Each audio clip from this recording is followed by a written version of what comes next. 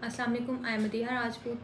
आज हम बात करेंगे इकिगाई। इकिगाई एक जापानीज फार्मूला है, Japanese concept of finding purpose of life and happiness, कि किस तरह से हम अपनी ज़िंदगी का एक पर्पस मकसद ढूंढ सकते हैं और ज़िंदगी की खुशियाँ ढूंढ सकते हैं। तो इसमें उन्होंने 4 स्टेप्स बताए हुए हैं। सबसे पहला है कि हम जो अपनी ज़िंदगी में वो जो काम कर रहे हैं, क्या वो हम उस काम को करना चाहते हैं, हम वो काम अपनी मर्ज़ी से कर रहे हैं। जैसे कि अक्सर हमने देखा है कि लोग क्या कहते हैं कि मैंने इंजीनियर बनना नहीं था, लेकिन मुझे घर वालों ने या पेरेंट्स ने कहा तो मैंने ये फील्ड ज्वाइन कर ली। या फिर डॉक्टर मैंने बनना नहीं था, मैंने अपने पेरेंट्स के कहने पे उनकी विश पूरी करने के लिए मैंने ये MBBS कर लिया या FCPS कर लिया। तो मतलब कि उनका इरादा कुछ और होता है, लेकिन घर वालों के कहने पे या अपने पेरेंट्स की खुशी के लिए वो प्रोफेशन अपना चेंज कर लेते हैं। दूसरी बात यह है कि क्या जो काम कर रहे हैं, क्या सोसाइटी को उसकी ज़रूरत है।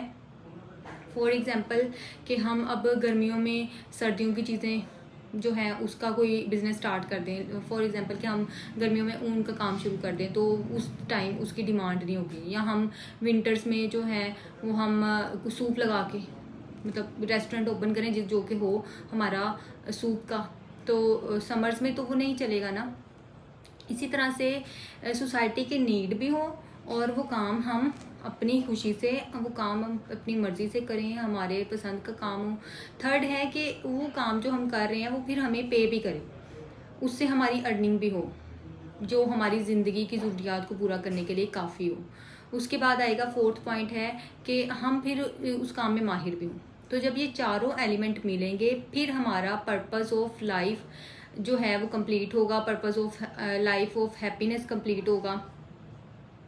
इसके साथ साथ क्या होगा कि अगर हम अपनी मर्जी का काम भी कर रहे हैं और उसकी ज़रूरत भी है सोसाइटी को, लेकिन वो हमें अर्न नहीं कर रहा, तो इस कॉन्सेप्ट को हम ये लेंगे कि वो हमारा फिर पैशन है। हम पैशनेट होकर वो काम कर रहे हैं, उस हमें अर्निंग की ज़रूरत नहीं है उस काम से, हम अपने दिल से वो काम कर रहे हैं, हम सोसाइटी के लिए वो काम कर रहे हैं।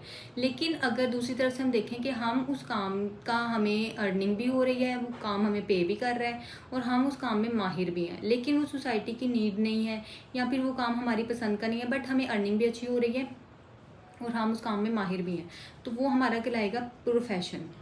अब कुछ टाइम ऐसा होता है कि लोग जो है वो अपना ना काम स्विच करने की तरफ जाते हैं। वो क्यों जाते हैं? वो इसलिए जाते हैं क्योंकि उनका वो जो प्रोफेशन है वो प्रोफेशन की हद तक लेते हैं, लेकिन वो उस काम को दिल से नहीं कर रहे हैं, सोसाइटी की नीड नहीं है। अगर हम सोसाइटी के लिए भी कुछ काम करते हैं ना तो हम मोटिवेट होते हैं।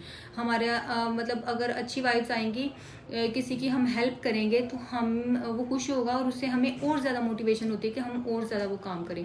लेकिन वो काम प्रोफेशन में वो वाला एलिमेंट अगर नहीं आ रहा, तो फिर जो पर्सन है ना वो अपने काम को स्विच करता रहता है, एक से दूसरे की तरफ, दूसरे से तीसरे की तरफ। और अगर हम अपने काम को मतलब पसंदीदा काम भी है, उसकी सोसाइटी को नीड भी है, तो उसके बाद हम अर्निंग भी कर रहे हैं और उसमें हम फिर क्या करते हैं, हम उसमें इनोवेशन लेके आते हैं। मतलब माहिर तो हम हैं, लेकिन हम नई नई टेक्निक्स, नई नई इनोवेशन, जो भी नई नई स्ट्रेटजीज आती हैं हम उन्हें सीखते हैं और उसको अपने काम में लेकर आते हैं। तो इस तरह से हम अपनी ज़िंदगी को बहुत अच्छे से गुजारते हैं।